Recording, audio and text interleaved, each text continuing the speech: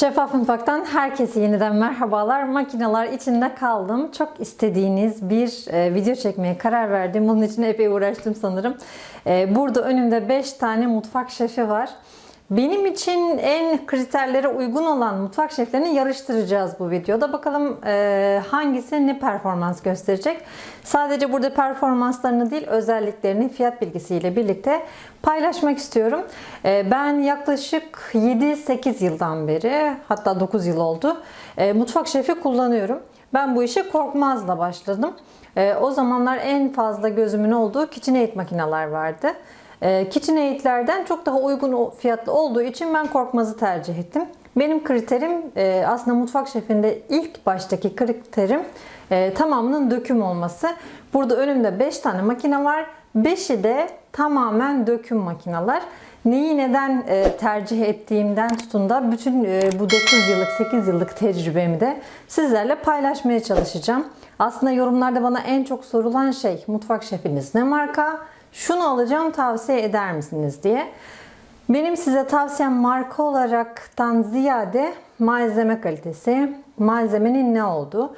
Ben üzeri plastik olan mutfak şeflerinin büyük hamurları yoğururken, işte çiğ köfte yoğururken ki performanslarını beğenmiyorum. Onun için yani genelde bakın zaten en iyi, en pahalı ürünlerin bütün malzemesi dökümdür. Fakat ben bugün burada sadece pahalı ürünleri değil, piyasada bulabileceğiniz en uygun döküm mutfak şeflerine de yer vermeye çalıştım. Öncelikle mutfak şeflerinin şöyle neymiş malzemeleri, içeriği neymiş, kutularından ne çıkıyormuş hepsini tek tek inceleyelim bakalım. Sonra da hepsini bir yarıştıracağız bakalım kim kimi geçecek.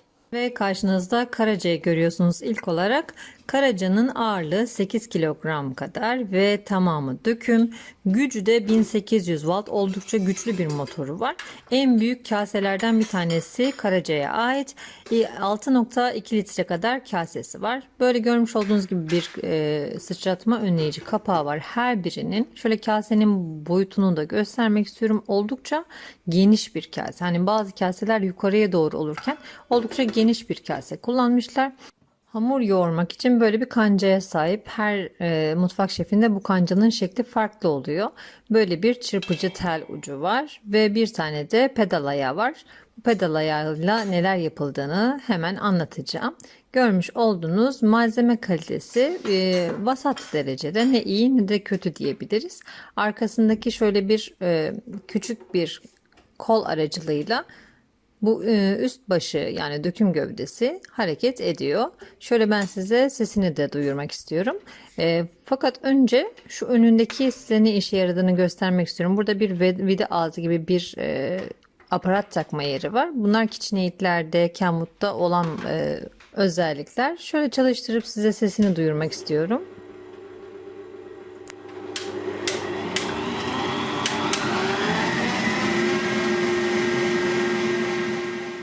1800 watt gibi gayet güçlü bir motora sahip olmasının yanı sıra o kadar da yüksek bir sesi yok aslında son ayarda çevrildiğinde. Çok yüksek bir ses değil bu makineye göre.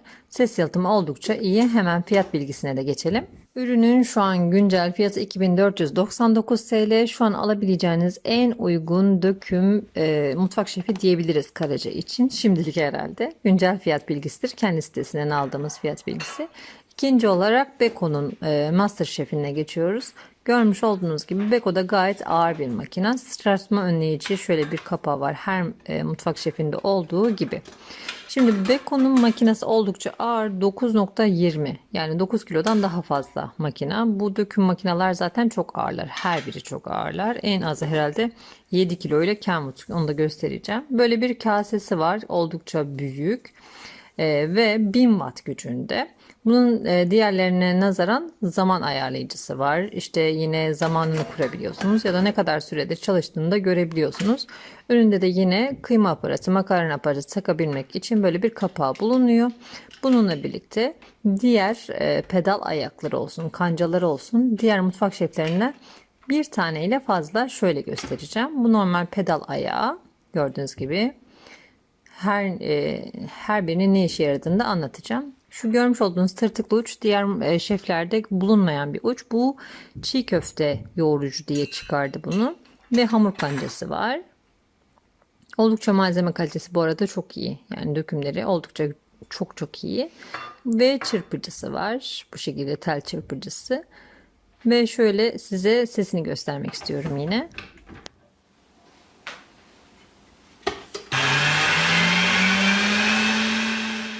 ...12 adet hız ayarı bulunuyor. Bu şekilde başlat ve bitir, yani pause stop tuşu var. Gördüğünüz gibi yanında zaman sayacı var ve aynı zamanda yine saatini ayarlayabiliyorsunuz. İstediğiniz dakikada buradan çalıştırmaya başlayabiliyorsunuz. İstediğiniz kadar çalıştırmaya başlayabiliyorsunuz. Gayet de sesi uygun, yani 1000 wattlık bir mutfak şefine göre sesi çok yüksek değil.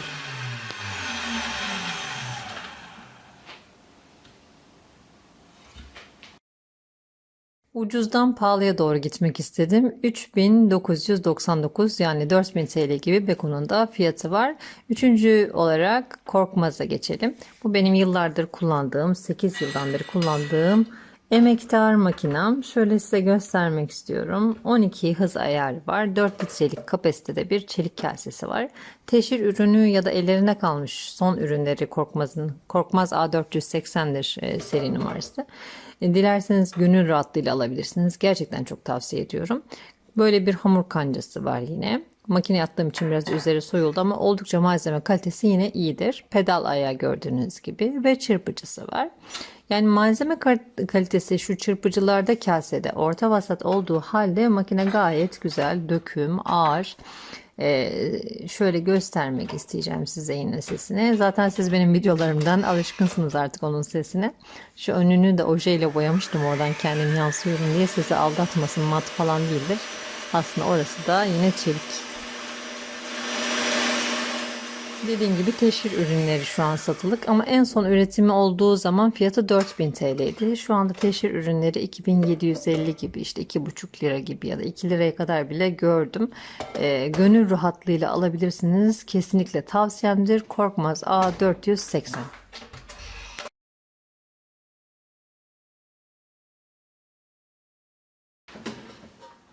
Dördüncü olarak sizlere Kenwood'un en büyük boy 6,7 litre X-Large mutfak şefi ile birlikte geldim. Gördüğünüz gibi gayet büyük bir makina, gayet ağır bir makina. Özellikle böyle evinde pasta yapıp satan, çiğ köfte yapıp satan insanlar için bence çok ideal bir boy bu. Ev ekmeği yapıyorsanız da yine ekmek yoğurmak için de çok ideal. İçinin kup ölçüsüne kadar düşünülmüş. Gerçekten makine çok güzel düşünülmüş. Işıklandırmaları var. Üstünde çırpıcı kapağı haricinde bir de motor kapağına bir koruyucu yapmışlar. Hamur kancası, çırpıcısı ve pedal ayağı var yine. Boyuna göre biraz daha büyükler tabii bunlar, diğer mutfak şefleriyle karşılaştırıldığı zaman. Fakat bunda düşünülmüş olan detaylar benim çok hoşuma gitti. Mesela her birinde çırpma önleyici bir kapak var ama bunun haricinde bakın altında bir motor koruyucuya ayrı bir plastik kapak yapmışlar. Üzerine bir dokunmatik led, içine ışık veren bir led yapmışlar. Hız ayarı çok iyi. Direkt hızlıca yoğurmak için bir ayarı var. Böyle bir rolantide deriz biz araba çalıştığı zaman, işte bir rolanti ayarı var. Yani sadece böyle çok yavaş yoğurmak için sadece dönüyor hani vidası, öyle bir ayarı var. Yine bas çalıştır, bas kapat şeklinde de orta tarafında bir düğmesi var. Kenwood'un bu makinesini gerçekten çok beğendim. Hemen fiyat bilgisine de geçelim. Kenwood'un şu an güncel fiyat bilgisi 8479 TL. Biliyorum hayallerinizi süslüyor. Benimkini de süslüyordu çünkü. Çok uzun yıllar mutfak şefi kullanmama rağmen her zaman KitchenAid almak istedim. Bana göre dünyanın bir numaralı mutfak şefidir kendisi. Her haliyle, yani malzeme kalitesinden tutun da düşünülmüş her detayıyla. Üstelik yıllardır hiçbir şekilde kendini değiştirmez. Makineyi yeni aldığım için kanca nasıl takılır, nasıl çıkartılır diye biraz böyle zorlandığımı görebiliyorsunuz.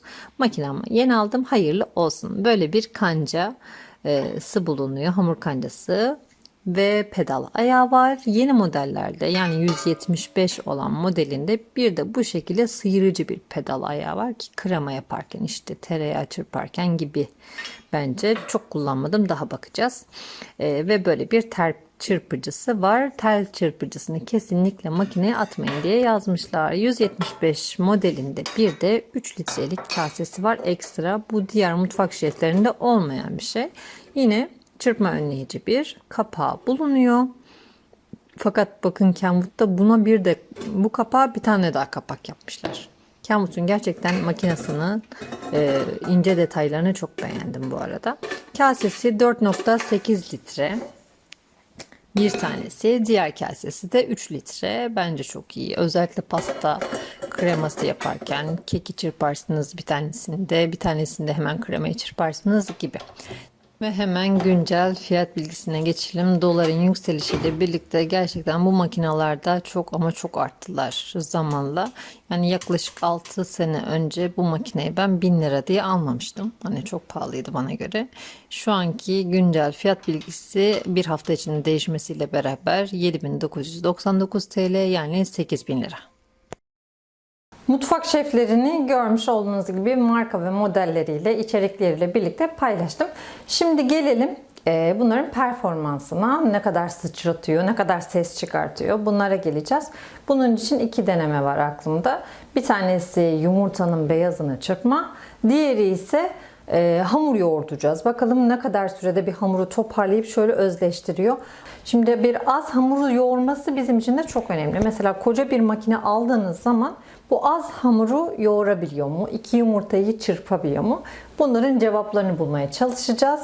Her birine 2 yumurta akıyla birlikte bir başlayacağım. Sadece endişem şu Kenwood'un X Large modeli. Çünkü 2 yumurta beyazı ona az gelebilir. Birsek ona fazla koyabilirim. 3 yumurta beyazı koyabilirim. Çünkü satış politikasında da olduğu gibi X Large bir üründür. Daha böyle büyük ebattaki hamurlar, büyük yoğunluktaki yumurtalar için, panispanyalar için daha uygun kasesi var. Az bir malzemeyi bakalım ne kadar zamanda nasıl çırpacak. Her birine 2 yumurta akı koydum. Sadece Kenwood'a 3 yumurta akı koydum. Şimdi her birini çalıştıracağız.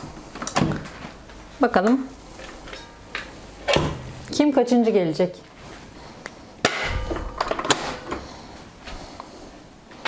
Bismillahirrahmanirrahim.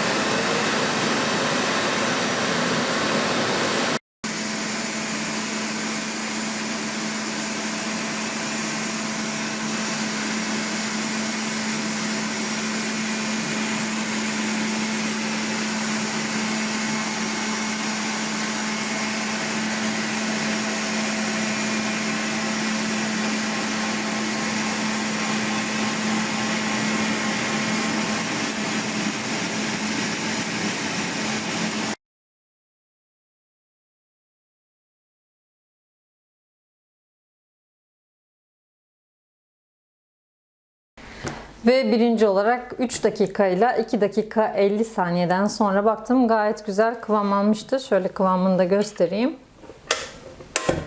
Bakın gördüğünüz gibi çırpıcıdan düşmeyen bir kıvamı var. İşte şu kıvamı istediğimiz, yani motorun aslında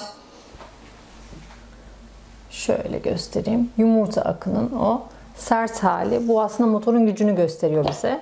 Ve çok güzel toparladı. Bunun kasesi 4,8 litre olmasına rağmen çok güzel toparladı. İkinci olarak da Karaca. Hemen ondan 10 saniye sonra da Karaca'yı kapattım. Karaca'ya da şöyle bakalım. Evet, oldukça başarılı. Gördüğünüz gibi. Yumurta akları çok güzel. Hiç dibinde suyu kalmamış. Üçüncü olarak Beko'yu kapattım. O da 3 dakika 30 saniye. Beko'nun yanında zaman ölçeri olduğu için buradan hepsini takip edebiliyorum kolayca. Şöyle göstereyim. Bu da yine gayet çok başarılı. Gördüğünüz gibi. Korkmaz. Korkmaz'ın ki, yani benim eski emektarımın ki o kadar da iyi değil. Gördüğünüz gibi çırpıcıyı alamadı dahi. Yani Şöyle, aslında ben makinemden çok memnunum. 8 senelik makinem. Ama diğerleriyle mukayese edince diye bakın olaya.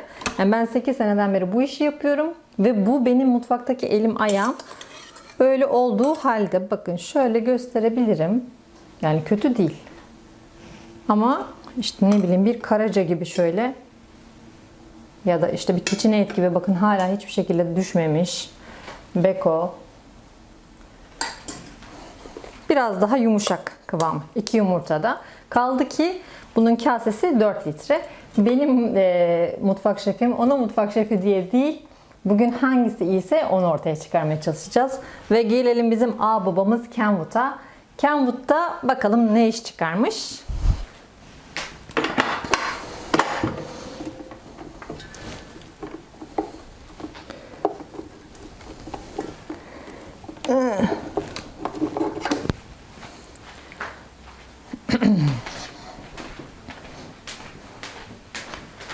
Kenwood'da harika iş çıkarmış. Gerçekten yumurta akını öyle güzel çırpmış ki. Dediğim gibi buna sadece 3 yumurta akı koydum. Çünkü kasesi çok büyük. 6,7 litre epey bir büyük. Yani Karaca'nın da kasesi büyük ama bu kasenin biraz yukarıya doğru olan şekliyle de alakası bir durum.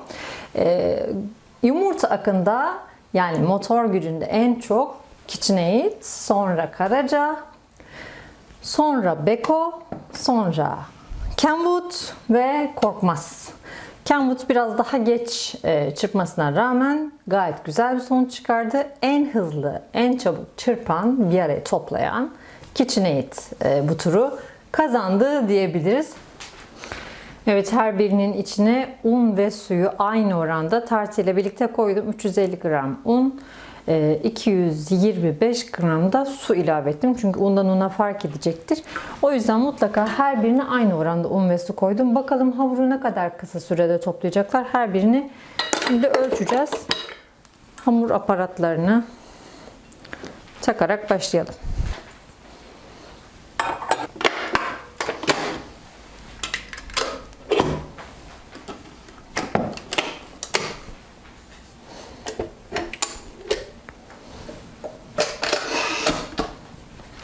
Hamur yoğurmak son derecelerde olmaz. Çok fazla böyle etrafa un sıçrar ve makineye zorlamaya gerek yok. Çünkü hamur yavaş yavaş toplanan bir şey. O yüzden ben her birinin ayarına, hız ayarına göre değişken çünkü hız ayarları. Mesela KitchenAid'de 10 sa Korkmaz'da 12. Her birinin hız ayarı değişken. O yüzden şimdi yavaş yavaş her birini başlatıyorum. Yaklaşık 2 ayar gibi düşünün. 2 hız gibi. KitchenAid'le başladım.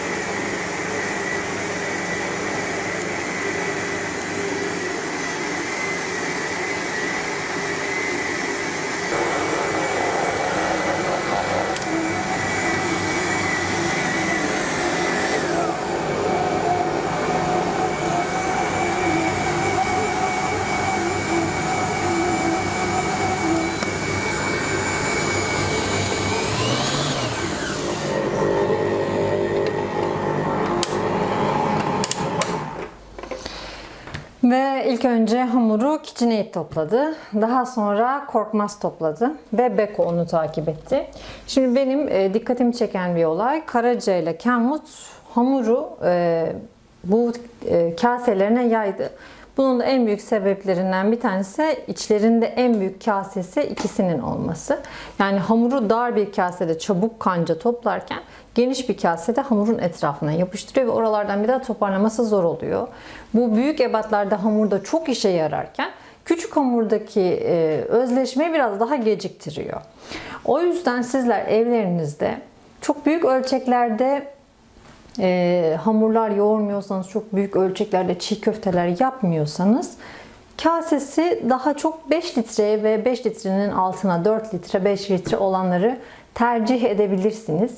Ama eğer büyük hamurlar yapıyorsanız da gerçekten şu büyük kaseler çok işe yarıyor. Özellikle ben kendi mutfak şefimden söyleyeyim. 4 litre benim mutfak şefimin kasesi. Mesela bir çiğ köfte yoğuracağım. Çiğ köfte yoğurduğum zaman yaklaşık 3 su bardağından fazla yoğurduğumda, 3 su bardağı bulgurdan fazla bulgur koyduğumda etrafı o kadar çok hani böyle ata ata yoğuruyor ki o yüzden çok sağlıklı olmuyor az ölçülerde. Mesela ekmek yapacaksınız. Bir tepsi ekmek için küçük geliyor.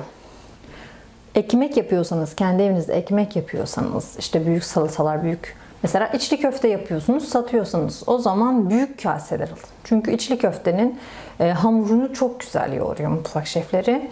Köfte hamurunu çok güzel yoğuruyor. Yapacağınız köfteyi attığınız zaman için işte bütün malzemesini koyuyorsunuz. Bir yavaş ayar, yani çok yüksek ayarlar da değil. Elinizle o kıvamı yakalamanın imkanı yok. Hani alet işler el övünür derler ya, tam da öyle. Şimdi ben bu hamurlardan elbette ki ekmek, yumurta aklarından da bir pandispanya çıkarmam lazım. Bütün malzemelerine gelince, yani kullanılan malzemeye gelince burada en iyi gördüğüm malzeme elbette KitchenAid'e ait. Daha sonra Karaca'nın şu dökümünü çok beğendim. Fakat çelikleri oldukça ince kullanılmış. Herhalde o biraz böyle fiyatı da uygun tutulduğu için birazcık oradan çalmış olabilirler diye düşünüyorum. Beko'ya gelince Beko benim ön yargılarımı kırdı. Çünkü Beko'nun küçük ev aletlerini ben pek fazla tercih etmezdim. Ama son zamanlarda gerçekten çok güzel mutfak aletleri çıkardı. Küçük mutfak aletleri. Bu mutfak şefi de onlardan bir tanesi. Hem malzeme kalitesi hem de düşünülmüş olan bütün fonksiyonel özellikleriyle, işte zamanlamasından tutun işte ışıklandırma, ledli, bas, çek elini şeklinde çalışmasıyla, start stop özelliğiyle bence çok iyi. Hatta şu önünde de yine KitchenAid'ler gibi şu önünde açılabilen ve aparatlarının takılabildiği bir yeri de var. Makarna, işte kıyma makinesi, işte biliyorsunuz bu hamur açma aksesuarlarının takılabildiği 1, 2 ve 3. Kenwood'un da şu arkasında blender yeri var. Sanırım rondosu da var. Blender, smoothie blender yeri var. Korkmaz'da öyle bir özellik yok. Korkmaz'ı yıllardır kullanıyorum.